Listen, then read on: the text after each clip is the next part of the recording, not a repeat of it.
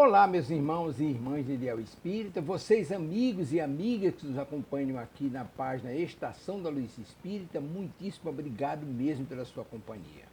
A nossa página Estação da Luz Espírita não tem fins lucrativos, o objetivo é a divulgação da doutrina espírita. E é por isso que nós reunimos aqui esta sede de matérias espíritas para que possa atender às suas necessidades, estudo, lazer, pesquisa. Você encontra aqui na nossa página Estação da Luz Espírita os livros da codificação, obras suplementares, entrevistas, palestras e os programas da Web Rádio Estação da Luz de Natal e Web Rádio Cristo Consolador de São Paulo. Ou seja, um acervo que atenda às suas necessidades, sem fins lucrativos. O objetivo é a divulgação da doutrina espírita. E agora eu convido você para nos acompanhar na reprodução de mais esse trabalho imperdível. Muito obrigado mesmo pela sua companhia e vamos juntos!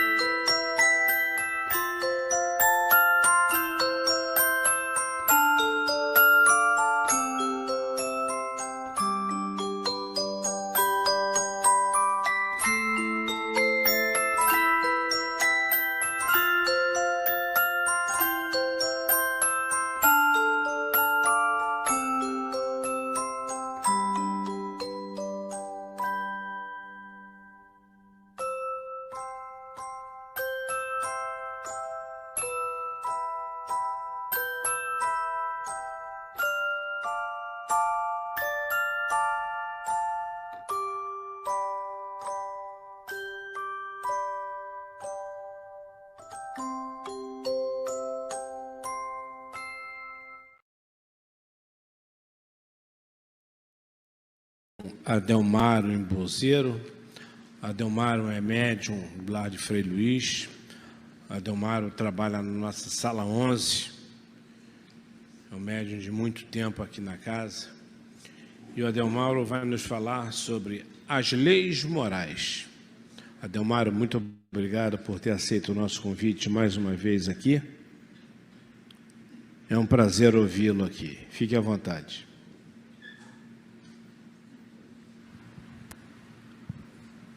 Boa noite, irmãos. Eu só não sei se será um prazer me ouvir depois do que nós acabamos de ouvir. Essa beleza que foi, que nos elevou. Eu, quando era jovem, um grupinho de jovens, os grupinhos cantavam, né? E os colegas diziam: Adelmaro, você desafina até para dizer o nome da música. Era para eu ficar baixinho para não atrapalhar. Mas não vou cantar, claro, com certeza. Eu espero que a mensagem que eu trago, que é a mensagem do Evangelho, possa nos ajudar a todos nos nossos momentos difíceis e possa nos mostrar o caminho que nós temos que seguir para um dia alcançar a felicidade. Nós temos a nossa doutrina ela foi encomendada por Deus, nos foi trazida por um grande espírito, que foi Allan Kardec, sobre o comando de Jesus, para que nós pudéssemos começar a entender o que nós estamos fazendo aqui, nesse planeta, e nos dirigisse os passos.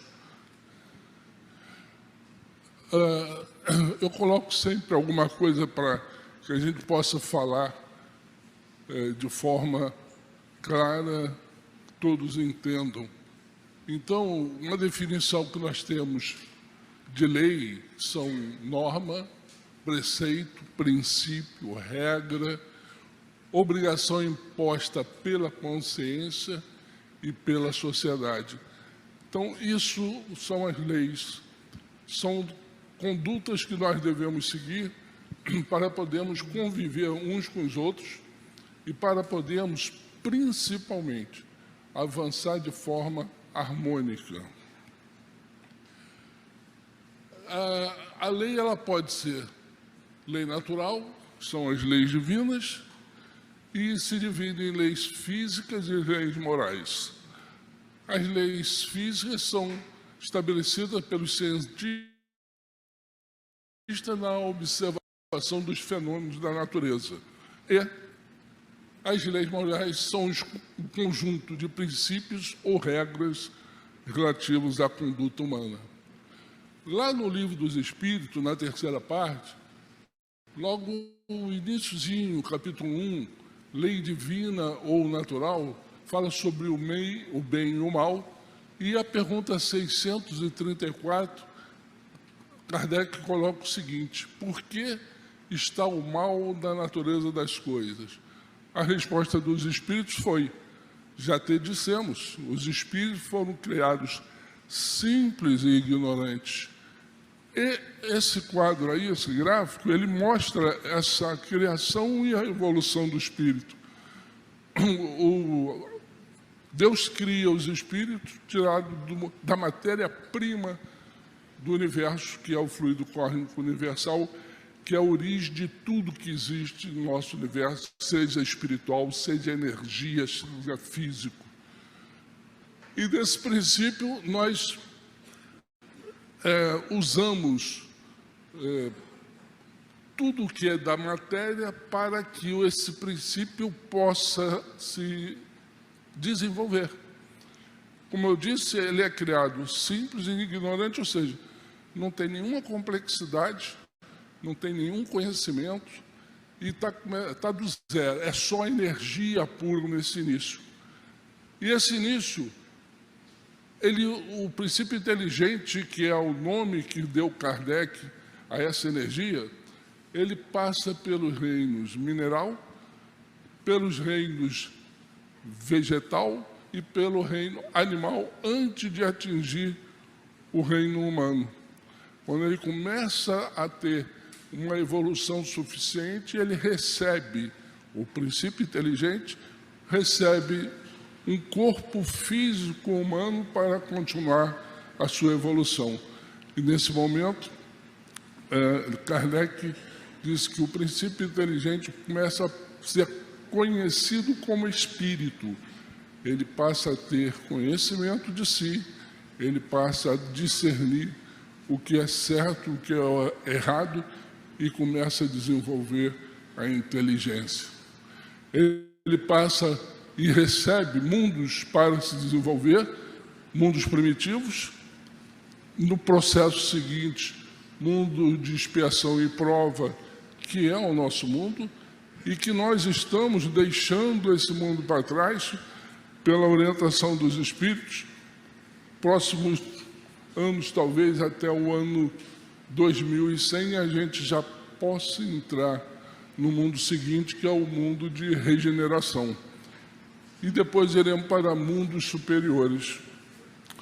Quantas etapas nós não sabemos, mas serão mundos em que os espíritos já serão muito mais esclarecidos do que nós.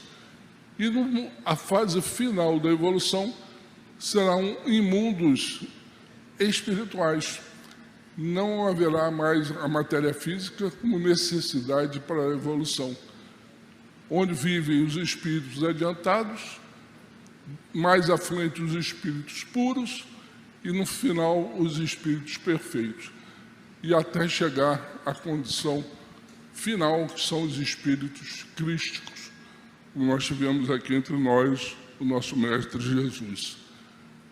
O espírito é energia pura, e ele vai então atuar no reino mineral, no plano físico, para servir de força de atração para que essas moléculas, os átomos dos minerais não se dispersem. No segundo passo, já nos vegetais, ele vai desenvolver a sensação, ele vai experimentar nascer, viver, morrer. No processo seguinte, no reino animal, desde o animal mais simples ao mais complexo, ele vai desenvolver o instinto e o início da formação da inteligência. E, finalmente, chega na condição que nós estamos hoje, de seres humanos, com um corpo físico muito mais aperfeiçoado, como ferramenta para uso. O corpo físico não serve para nada em termos de evolução, apenas é uma etapa da evolução do homem, porque ele perece, e o espírito não, o espírito continua. Depois, os espíritos já elevados, com um corpo mais fluídico, bastante sutil, até chegar à condição de espírito superior, onde vão atingir a perfeição, e aí não terão mais necessidade de nenhum tipo de corpo, nem espiritual. Bom, e o que é a evolução? A evolução é o progresso que é feito em duas asas, que são as asas do amor, onde ele vai desenvolver todos os sentimentos, e a asa da sabedoria, onde ele vai adquirir todo o conhecimento necessário. No tempo dos faraós, um deles, na 18ª dinastia, lá no Egito, nasceu Akhenaton, que foi o primeiro grande espírito vindo à Terra para trazer um novo conceito, que era o conceito do Deus único. Até hoje ainda existem civilizações que têm diversos deuses. Isso em 1335 a.C. Ele trouxe a ideia, implantou, mas acabou não sendo aceito. Foi, inclusive, eliminado pela a turma da elite da época, porque estava contrariando os conceitos e interesses menos nobres, vamos dizer. Depois, mais tarde, veio Moisés, cerca de 100 anos após Akhenaton, uma nova proposta para a implantação do Deus único, conduzindo todo um povo que na época vivia sob a escravidão no Egito, que eram os judeus, e que foram conduzidos, e foi a primeira revelação trazida para a humanidade. A segunda revelação foi Jesus, que veio com um novo conceito de um Deus que de Moisés era um Deus poderoso, mas vingativo, violento, e Jesus já trouxe um novo Deus, um Deus de amor, de misericórdia e de compaixão. E Jesus nos disse que no futuro viria um Consolador que ele prometia para nos consolar e nos orientar. E Kardec foi o incumbido de trazer esse Consolador, que foi o Espiritismo, em 1857. E aí, com a orientação dos espíritos designados por Deus, elaborou todos os livros da codificação espírita, inclusive o primeiro deles, o Livro dos Espíritos, em que consta na terceira parte, toda a terceira parte do Livro dos Espíritos, são 12 capítulos, as leis morais. As leis morais são um código de conduta, são o caminho que cada um deve seguir para poder alcançar a felicidade. Quais são essas leis? A primeira é a lei divina ou natural, a segunda, a lei de adoração, a terceira, a lei do trabalho, a quarta, a lei de reprodução, a quinta, a lei de conservação, a sexta é a lei de destruição, a sétima é a lei de sociedade, a oitava é a lei de progresso, a nona, lei da igualdade, décima, lei de liberdade, 11ª, lei de justiça, amor e caridade. E, no final, a perfeição moral. Cada uma dessas leis é um capítulo do livro. Ou seja, não há a mínima condição da gente falar de todas os ensinamentos que tem nessas leis. O que eu fui fazer foi um pequeno resumo, que por menos que eu fizesse, ficou um grande volume, e eu vou tentar passar para vocês mais ou menos rápido, e aconselho depois, com calma, cada um procurar dentro do Livro dos Espíritos, ler, para poder conhecer a fundo e descobrir como fazer para ser feliz. E como fazer para ser feliz significa como fazer para não sofrer. Porque o que nós sofremos para aprender. Nós sofremos porque nós erramos alguma vez, se não foi dessa vida, foi em vidas anteriores, e estamos sendo conduzidos através do sofrimento para não errar novamente. Qual o significado, então, de cada uma dessas leis? No capítulo 1, fala sobre a lei divina natural e dá os caracteres dessa lei. A pergunta 614, que se deve entender por lei natural. A lei natural é a lei de Deus, é a única verdadeira para a felicidade do homem. Indica-lhe o que deve fazer ou deixar de fazer, e ele só é infeliz quando dela se afasta. E é o que mais a gente faz. Esquece a lei, desvia, e de repente a gente leva um tranco, que é para não jogar para o outro lado, para a gente acertar novamente. Não é castigo não, gente, é alerta. A 615 pergunta lá, a lei de Deus é eterna? Eterna e imutável, como o próprio Deus. Conhecimento dessa lei. Deus proporcionou a todos os homens os meios de conhecerem a sua lei? Todos podem conhecê-la, mas nem todos a compreendem. Ainda estamos no jardim da infância da humanidade. Então é natural que a gente erre. Natural que erre, mas não que persista no erro. Nós precisamos errar para aprender, porque só se aprende errando, e à medida que a gente aprendeu, fazer o possível para não errar novamente. Os que melhor a compreendem são os homens de bem e os que desejam pesquisá-la. Não obstante, todos um dia a compreenderão, porque é necessário que o progresso se realize. E qual o tipo mais perfeito que Deus tem oferecido ao homem para lhe servir de guia e modelo? Ainda temos isso, nós recebemos os exemplos. Olha, esse aqui que você tem que seguir. Quem é ele? Jesus. Essa foi fácil, né? Todo mundo acertou. Já estamos aprendendo, tá vendo? E o bem e o mal? 630. Como pode-se distinguir o bem do mal? Bem é tudo que está de acordo com as leis de Deus.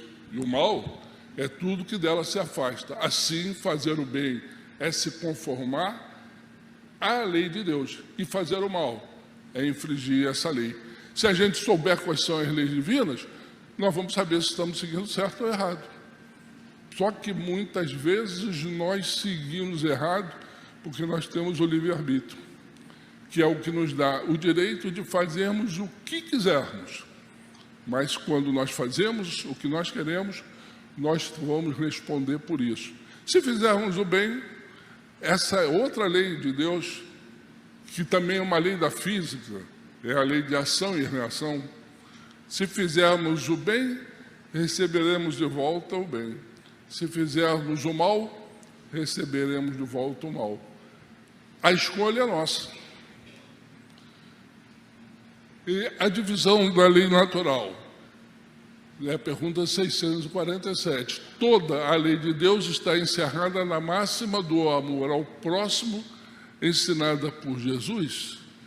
A resposta é: certamente, essa máxima encerra todos os deveres do homem entre si, mas é necessário mostrar-lhe a aplicação, pois, do contrário, podem negligenciá-la, como já o fazem hoje. Aliás, a lei natural compreende todas as circunstâncias da vida e essa máxima se refere a apenas um dos seus aspectos. Os homens necessitam de regras precisas. Os preceitos gerais e muito vagos deixam muitas portas abertas à interpretação. Isso é um cuidado que a gente ter sempre. E sempre pensar o seguinte: se eu fizer esta ação, vou provocar o que para quem? É uma maneira muito simples da gente saber que ação eu devo fazer. O que eu fizer seria agradável se eu estivesse recebendo? A melhor maneira de a gente saber se estamos agindo corretamente é tentar sentir o que sofreríamos se aquela ação fosse feita contra nós, mesmo desconhecendo a lei.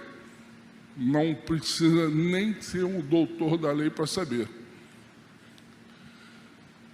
A segunda lei de adoração mostra os sentimentos inatos que todos os viventes possuem da divindade.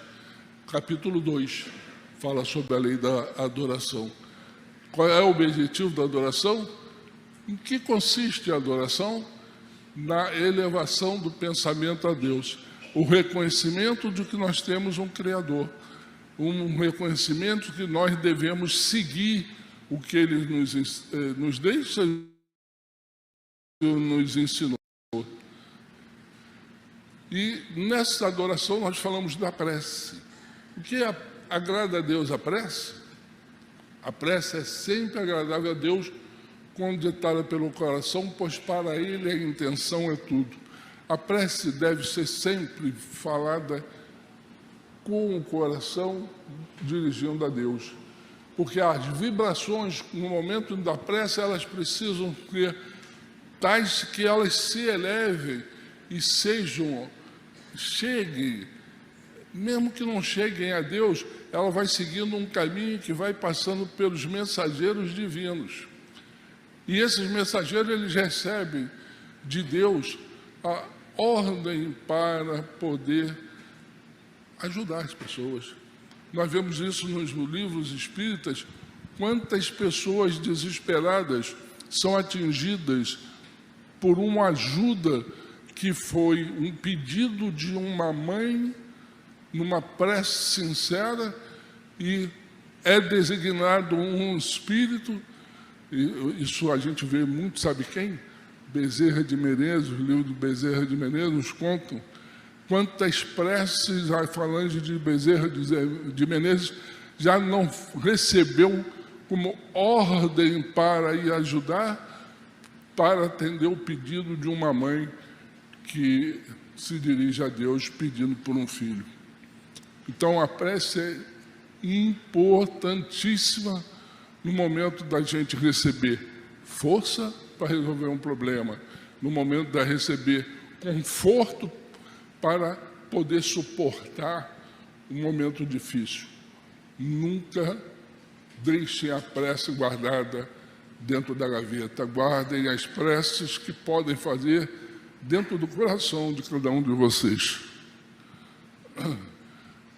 Na pergunta 659, Pergunta Kardec, qual o caráter geral da prece?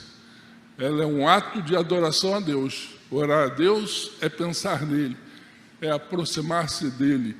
E quando nós nos aproximamos de Deus, nossas energias se multiplicam, a nossa capacidade energética se amplia e nós nos elevamos junto e abrimos espaço para que possamos ser atendidos pelos espíritos que nos protegem, que caminham conosco, pelo nosso anjo de guarda, pelos nossos espíritos familiares que já se contam no plano espiritual. A terceira lei é a lei do trabalho. É uma necessidade. A necessidade é a consciência de que nos falta algo. Não se deve confundir trabalho com emprego. Aliás, fácil, né? Se a gente sai de fora, a gente conhece a opção de gente que é empregado, mas trabalho que é bom, nada. Não confunda o trabalho com o emprego e procurem trabalhar sempre, a qualquer momento. Trabalhem sempre, não fiquem parados nunca. Alguns trabalhos não têm emprego, outros têm emprego, mas não trabalham. Qual é a necessidade do trabalho? É lei da natureza? Sim, o trabalho é lei da natureza, por isso mesmo que constitui uma necessidade. Por trabalho só se deve entender as ocupações materiais? Não, o espírito trabalha assim como o corpo. Toda ocupação útil é trabalho. A gente tem que estar a cada momento fazendo alguma coisa, principalmente se for fazendo por alguém, porque aí é uma obra de caridade e a gente recebe de volta muito mais do que o dobro do que fez. E não há homens que se encontram impossibilidade de trabalhar e, portanto, sua existência é inútil. Deus é justo. Ele quer que cada um seja útil de acordo com as suas faculdades. Isso aí, ó, quadro pintado com a boca por tetraplégicos. Eu outro dia vi um vídeo, a gente recebe na internet diariamente vários vídeos interessantes. Uma mulher, mãe, ela não tinha os dois braços e cuidava do filho completamente, só com os pés. Ela desenvolveu a habilidade de dar banho, fazer a comida do neném, dar a comida na boca do neném, só usando os pés. Aqui eu trouxe para vocês pinturas feitas com a boca de pessoas paraplégicas. Então, sempre a gente pode fazer alguma coisa de útil. Lei da reprodução relativa à reencarnação mostra a necessidade da purificação do espírito. A população do globo é da lei da natureza a reprodução dos seres vivos? Evidentemente, sem a reprodução, o mundo corporal pereceria. São contrários à lei da natureza as leis dos costumes humanos que têm por fim ou por efeito criar obstáculos à reprodução? Tudo que embaraça a natureza em sua marcha é contrário à lei geral, que é a lei divina. Aí o casamento. Se é contrário à lei da natureza do casamento, isto é, uma união permanente de dois seres, o casamento é um progresso na marcha da humanidade. Agora, veja bem, casamento é uma coisa que foi criada pela sociedade. De alguns tempos para cá. Antigamente não existia casamento, existia união. O casamento foi uma coisa feita pela sociedade para oficializar dentro das leis que regem a sociedade no momento. Mas o importante é a união. Não é o papel assinado, não é o sacramento da igreja, não é a bênção do sei lá de quem, é a união de dois seres que se juntam para darem continuidade à sua evolução e propiciar que outros espíritos tenham a oportunidade de ter um corpo, que seria o filho, disponível para que eles também consigam evoluir. E muitas vezes, na maioria, pelo contrário, normalmente, são espíritos afins, que vêm caminhando junto. A família é uma instituição criada por Deus para que nós unidos possamos caminhar junto, um amparando o outro, um ensinando o outro. Só os pais ensinam aos filhos? Não. Às vezes o filho é um espírito até mais antigo do que os pais, eles apenas trocaram de posição num determinado momento. Então temos sempre que estar atentos ao plano de aprendizado. Isso é que é importante. Lei de conservação, essa aí é de lascar. Depois da vida, todos sentimos intuitivamente a necessidade de progredir e aperfeiçoar. O capítulo 5 fala da lei de conservação e o instinto de conservação. O que é a lei da natureza? O instinto de conservação. Sem dúvida, todos os seres vivos possuem, qualquer que seja o grau de sua inteligência. Da pergunta 717, ele fala: que se há de pensar dos que assambarcam os bens da terra para se proporcionar o supérfluo com prejuízo daqueles a quem falta o necessário? Ouvidam a lei de Deus e terão que responder pela privação que houver causado a outros. Qualquer atitude, qualquer ação que a gente faça que provoque qualquer tipo de dificuldade, de dor, de sofrimento para alguém, nós vamos ter que reparar. Nós vamos receber de volta. É a lei de ação e reação. Privações voluntárias. A lei de conservação obriga o homem a prover as necessidades do corpo? Sim, porque sem força e saúde, o trabalho é impossível. A destruição, essa aí também é de lascar. A destruição é necessária para que novos corpos apareçam, mais inteligentes e mais argutos. É a renovação e a melhoria dos seres vivos. Capítulo 6, lei da destruição, ela é necessária? A lei da natureza é lei da natureza, destruição? Sim, porque é preciso que tudo se destrua para renascer e se regenerar. Isso é plano físico, gente. No plano físico, a gente precisa destruir para recriar, porque o que chamais de destruição não passa de uma transformação que tem por fim a renovação e a melhoria dos seres vivos, a melhoria do corpo físico, que o corpo físico ele vem melhorando ao longo dos milênios para que o instrumento utilizado pelo Espírito cada vez seja mais aprimorado. O homem hoje é completamente diferente do homem primitivo, do homem das cavernas. É muito menos grosseiro, mais sutil. Melhor serve às nossas necessidades atuais para aprendizado. A pergunta 630, uma vez que a morte nos faz passar a uma vida melhor, nos livra dos males desta, sendo, pois, de se desejar do que se temer, porque ele tem o homem instintivamente tal horror. Ou seja, por que a gente tem medo de morrer? Já dissemos que o homem deve prolongar a vida. Já dissemos que o homem deve prolongar a vida para cumprir sua tarefa. Tal o motivo porque Deus lhe deu o instinto de conservação, instinto que o sustenta nas provas.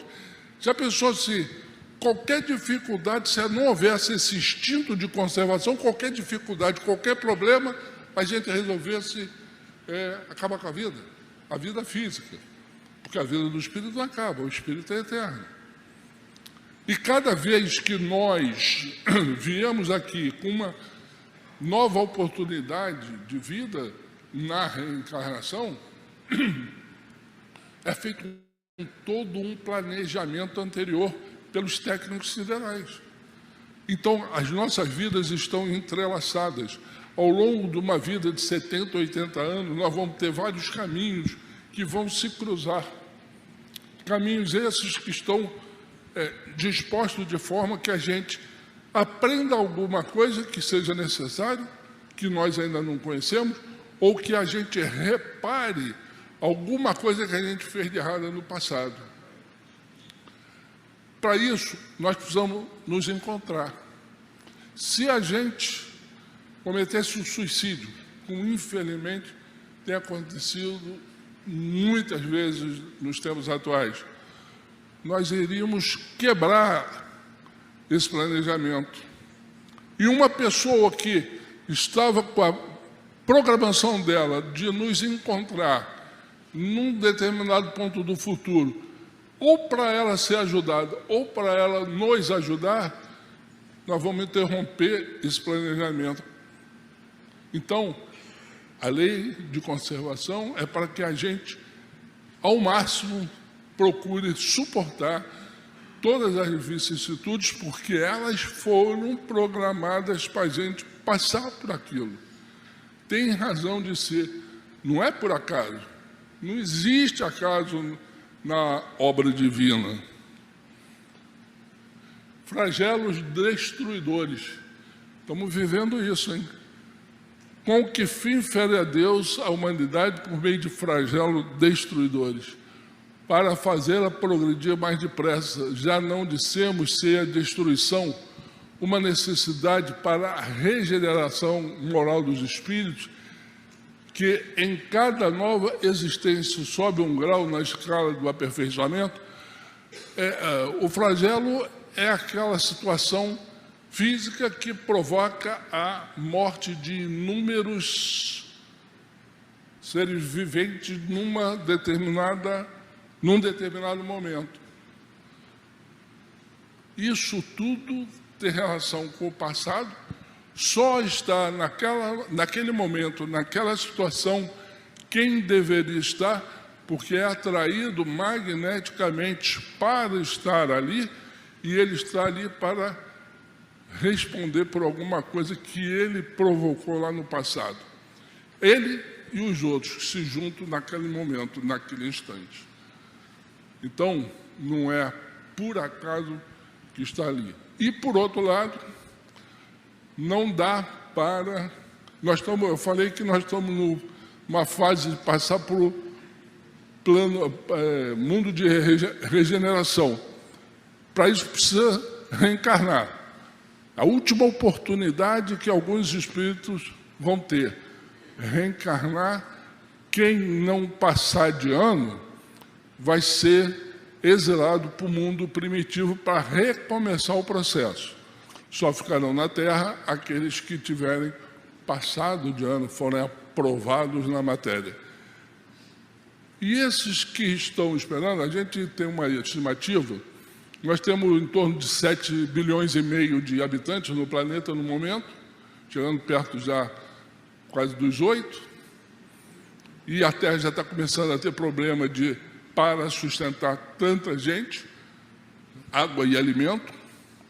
Mas nós temos na psicosfera do planeta em torno de 20 bilhões de espíritos que fazem parte do mundo Terra. Só que eles estão no plano espiritual. Para eles vir para o plano material, precisa de corpo. Para ter corpo, precisa gerar filho. E não dá para gerar mais filho do que nós temos. Então, de vez em quando, morrem vários de uma vez, atendendo a uma situação kármica, abre um espaço para que renasçam mais alguns. É tudo muito bem planejado. Não é à toa que o planejamento vem lá de cima. Sétima é a lei da sociedade. Todos os indivíduos têm responsabilidade para com os outros seres humanos. Os mais fortes devem ajudar os mais fracos e os mais inteligentes, os menos. Então, nós estamos nos amparando uns nos outros. Dentro das próprias famílias, nós sempre temos o mais inteligente, o menos, o mais forte, o menos. Forte não é só fisicamente, é forte de espírito. É aquele que aguenta o tranco, que levanta a cabeça, que vai em frente e arrasta os outros com ele. Então, a lei da sociedade, que é a sétima, é uma necessidade da vida social. A vida social está na natureza? Certamente. Deus fez o homem para viver em sociedade. Não lhe deu inutilmente a palavra e todas as outras faculdades necessárias à vida de relação. A nossa comunicação, o dom da palavra. Então, nós nos comunicamos para nos ampararmos mutuamente. Que pensar dos que fogem do mundo para se voltarem ao mistério de socorrer os desgraçados? Esses se elevam, rebaixando-se. Tem o duplo mérito de se colocar acima dos gozos materiais e de fazer o bem obedecendo à lei do trabalho. Ao longo do tempo, a humanidade recebe esses espíritos que vêm em missão para amparar, para dar exemplo, para mostrar o caminho. Nós todos, ao longo das nossas vidas, conhecemos aqueles grandes espíritos.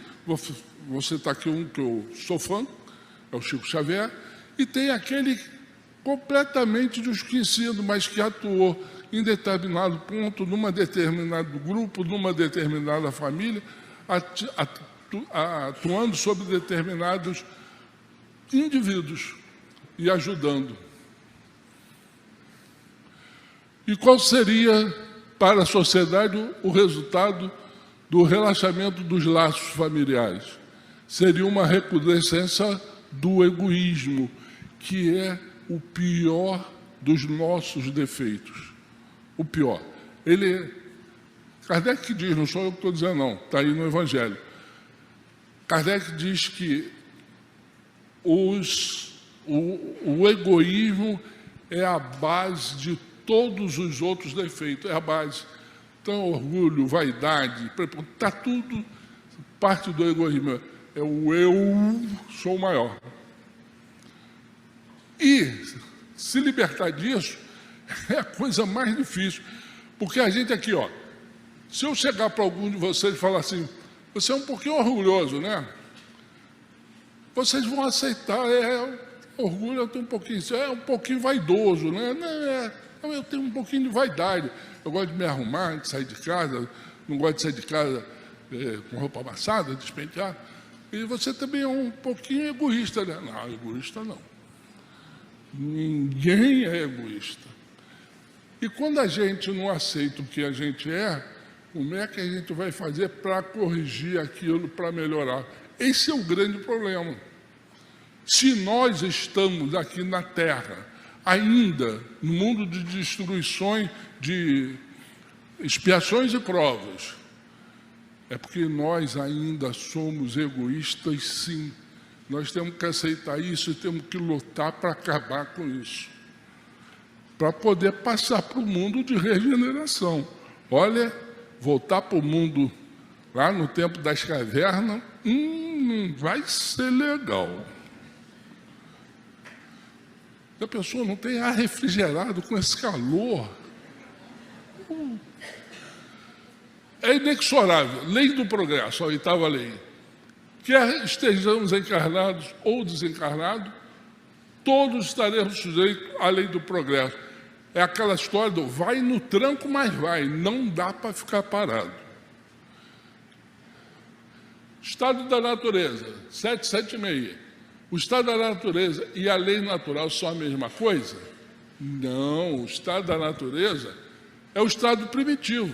A civilização é incompatível com o estado da natureza, enquanto a lei natural contribui para o progresso da humanidade. O homem tira de si mesmo a força para progredir, ou o progresso não é mais do que o resultado de um ensinamento? O homem se desenvolve por si mesmo, naturalmente. mas nem todos progridem do mesmo tempo e da mesma maneira. É então que os mais adiantados ajudam os outros a progredir pelo contato social. A história nos mostra uma multidão de povos que, após terem sido convulsionados, recaíram na barbárie. Onde está, nesse caso, o progresso? Quando a tua casa ameaça cair, tu a derruba para reconstruir de maneira mais sólida e mais cômoda. Mas até que ela esteja reconstruída, haverá desarranjo e confusões na tua moradia. É um pouquinho daquela história da última lei, da outra lei que nós vimos mais atrás, a lei da destruição. Às vezes é necessário a gente, porque a coisa está ruim, está toda deteriorada, então é melhor. Bota tudo abaixo, começa de novo de forma mais sólida. Remendar vai segurar, mas vai segurar pouco tempo. Reconstruir com mais firmeza vai prolongar a vida útil. Civilização. Por que a civilização não realiza imediatamente todo o bem que ela poderia produzir? Porque os homens ainda não se encontram em condições, nem dispostos a obter esse bem. Nós ainda estamos presos, sabe o quê? No egoísmo. É o egoísmo que nos trava. A gente quer mais, porque a gente, para conseguir isso, a gente tem que ampliar e botar todo mundo para ir junto. E muitas vezes a gente, não, eu vou me esforçar para ele tirar benefício. Tem muita gente que pensa assim, ainda. A sociedade poderia ser regida somente pelas leis naturais, sem o recurso das leis humanas? Ela poderia, se os homens as compreendessem bem e quisessem praticá-la. Então seriam suficientes, mas a sociedade tem as suas exigências e precisa de leis particulares. De que maneira o espiritismo pode contribuir para o progresso? Destruindo o materialismo. Porque com o materialismo a gente está vivendo, vai morrer e vai acabar. Então eu quero usufruir de tudo que eu tenho direito agora. O resto. Mas o espiritismo dizendo que o resto é outra vida, e que a gente vai carregar para outra vida o que a gente construir na anterior, aí a coisa muda de figura. Então, destruindo o materialismo, que é uma das chagas da sociedade, ele faz os homens compreenderem onde está o seu verdadeiro interesse. A vida futura, não estando mais velada pela dúvida, o homem compreenderá melhor que pode assegurar o seu futuro construindo um presente legal. Lei de igualdade. Embora todos os espíritos tenham partido de um mesmo ponto, uns progridem mais do que os outros. A desigualdade refere-se apenas ao mérito. A igualdade natural, perante Deus, são todos iguais? Todos os homens são iguais? Sim, todos tendem para o mesmo fim, e Deus fez as suas leis para todos. O corpo físico é apenas instrumento para que o espírito progrida. Lembra, falei isso agora nem atrás. Então tem hora que ele usa o corpo físico de homem, tem hora que ele usa o corpo físico de mulher, tem hora que ele usa o corpo físico de uma pessoa branca, tem hora que ele usa o corpo físico de uma pessoa negra, mas o espírito é o mesmo, ele tem que aprender em todas as situações o que é ser homem, o que é ser mulher, o que é ser de raça branca, o que é ser de raça negra, e assim por diante. Então não tem discriminação, é a pior coisa que existe, porque todos vão passar pela mesma situação. Todos, não tem exceção. É conhecimento que precisa ser adquirido pelo Espírito. Porque Deus não deu as mesmas aptidões a todos os homens. Porque Deus é Deus. Ele criou todos os espíritos iguais, lembra? Todos os espíritos foram criados iguais, simples e ignorantes, sem nenhum tipo de conhecimento, nem nenhum tipo de experiência. E vai adquirindo ao longo do tempo. Mas cada um desses espíritos viveu mais ou menos tempo e, por conseguinte, realizou mais ou menos aquisições. A diferença está no grau de experiência e na vontade, que é o livre-arbítrio. Daí decorre que uns se aperfeiçoam mais rapidamente, o que lhes dá aptidões diversas por tempo de vida, de existência, não de vida física, mas de vida espiritual. Porque Deus concedeu a uns a riqueza, o poder e a outros a miséria, a riqueza e o poder, para experimentá-lo mais uma forma. Não é corpo físico de homem, corpo físico de mulher, corpo físico de branco, corpo físico de negro. É situação social, de rico, de pobre, de miserável, para que a gente experimente todas as situações, passe por todas as situações para formar o caráter de cada um. Então, aliás, como bem sabeis, essas provas são escolhidas pelos próprios espíritos, que muitas vezes sucumbem ao realizá-las e aí tem que voltar e refazer tudo de novo. A lei de liberdade, quanto maior for a obediência à lei de Deus, maior a liberdade dos seres humanos. Liberdade natural, há posições no mundo em que o homem possa gabar-se de gozar de uma liberdade absoluta? Não, porque todos vós necessitais uns dos outros, tanto os pequenos como os grandes. Não há a liberdade absoluta, há dependência um dos outros. Há no homem qualquer coisa que escape a todo constrangimento e pela qual ele goze de uma liberdade absoluta? É pelo pensamento que o homem goza de uma liberdade sem limite. Porque o pensamento não conhece entrave. Pode-se impedir a sua manifestação, mas não aniquilá-lo. Mas cuidado com o que a gente pensa. Porque muitas vezes a gente pensa e a gente constrói uma situação em função daquele pensamento que pode se voltar contra nós. O homem tem livre-arbítrio nos seus atos? Sim, pois que tem a liberdade de pensar, tem a de agir sem o livre-arbítrio, o homem seria uma máquina. Cuidado com o livre-arbítrio, mal empregado vai receber de retorno. E a última lei de justiça, amor e caridade é a mais importante porque resume as leis anteriores. O sentimento de justiça é natural ou resulta de ideias adquiridas? De tal modo é natural que vos revoltais ao pensamento de uma injustiça. O progresso moral desenvolve, sem dúvida, esse sentimento, mas não dá. Deus o pôs no coração do homem. Como se pode definir a justiça? O respeito e os direitos de cada um. Qual é o primeiro de todos os direitos naturais do homem? É o de viver. Por isso, ninguém tem o direito de atentar contra a vida dos semelhantes ou fazer qualquer coisa que possa comprometer a sua existência corpórea. O verdadeiro sentido da palavra caridade, como entendia Jesus, é a benevolência para com todos, indulgência para as imperfeições da lei e o perdão das ofensas. E a perfeição moral é a mais meritória de todas as virtudes. Todas as virtudes têm o seu mérito, porque todas são indícios do progresso no caminho do bem. A mais meritória é aquela que se baseia na qualidade mais desinteressada. Com isso, meio corrido, porque, como eu falei para vocês, é muita coisa, a gente não tem como exprimir mais, desculpe pelo tempo do meio de vocês, mas que sirva de partida para vocês começarem a pensar.